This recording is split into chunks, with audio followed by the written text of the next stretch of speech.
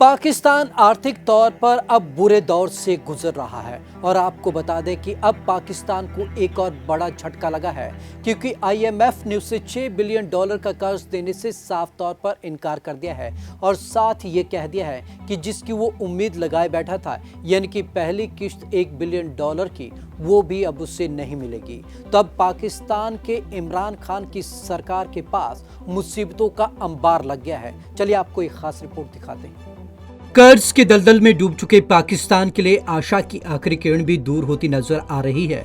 International monetary fund यानी कि IMF ने पाकिस्तान को $6 बिलियन का लोन देने से इनकार कर दिया है। नहीं मिलेगी $1 बिलियन की पहली किश्त भी। इतना ही नहीं, आईएमएफ ने यह भी साफ कर दिया कि पाकिस्तान को $1 बिलियन की पहली किश्त भी नहीं दी जाएगी।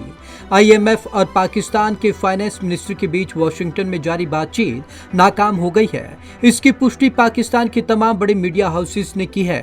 हालांकि इमरान खान सरकार की तरफ से अब तक इस बारे में आधिकारिक तौर पर कोई बयान नहीं दिया गया है। गहरे दबाव में पाकिस्तान। द एक्सप्रेस ट्रिब्यून ने रविवार को जारी रिपोर्ट में बताया कि अमेरिका में वित्त मंत्री शौकत तारिक की टीम और आईएमएफ के बीच 11 दिनों तक चली बातचीत अब तक बेनतीजा रही है। इसके बाद यह मीटिंग औपचारिक तौर पर खत्म हो गई। यह मीटिंग 4 अक्टूबर से शुरू हुई थी और 15 अक्टूबर तक चली।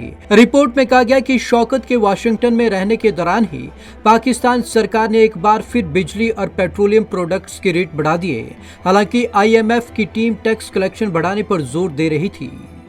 इमरान सरकार की क्या मजबूरी।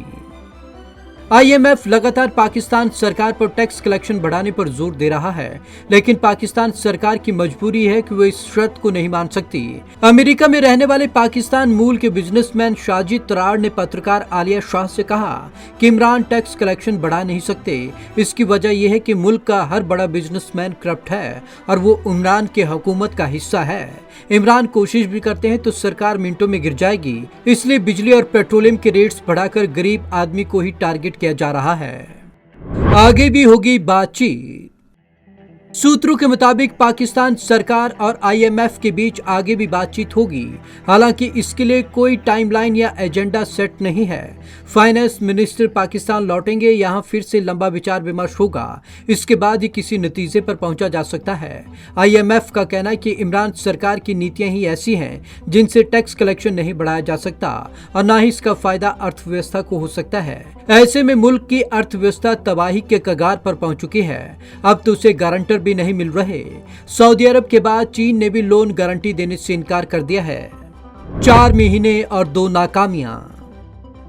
4 महीने में पाकिस्तान सरकार और आईएमएफ के बीच 2 बार बातचीत हो चुकी है और दोनों ही बार यह बातचीत नाकाम रही।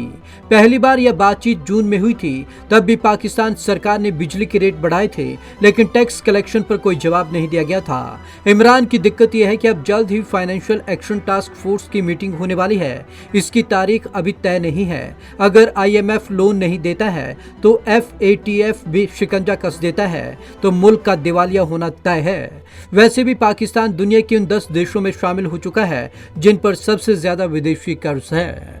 Bureau report, Punjab Kesari TV. Pakistan पिछले 4 महीने से लगातार इस बारे में मुंह की खा चुका है। आपको बता दें वो लगातार आईएमएफ के साथ 2 मीटिंग्स कर चुका है और 6 महीने का लंबा वक्त इन मीटिंग्स में लगा, लेकिन आखिरकार नतीजा उसके सामने सिफर रहा क्योंकि आईएमएफ ने साफ तौर पर कह दिया है कि वो पाकिस्तान को कर्ज नहीं देगा बल्कि उसे अपने यहाँ टैक्स की बढ़ोतरी करनी होगी। अब जाहिर सी बात है कि पूरी मार अब पाकिस्तान की आवाम पर पड़ने वाली है क्योंकि वहाँ पर पहले ही महंगाई की मार है। अब टैक्स की और मार बढ़ेगी तो आवाम वहां पर त्राही त्राही करने लगेगी और पाकिस्तान के लिए हालात और भी खराब हो जाएंगे। तो आज की इस खास रिपोर्ट में बस इतना ही। विवेक शर्मा को दीजिए इजाजत। नमस्कार।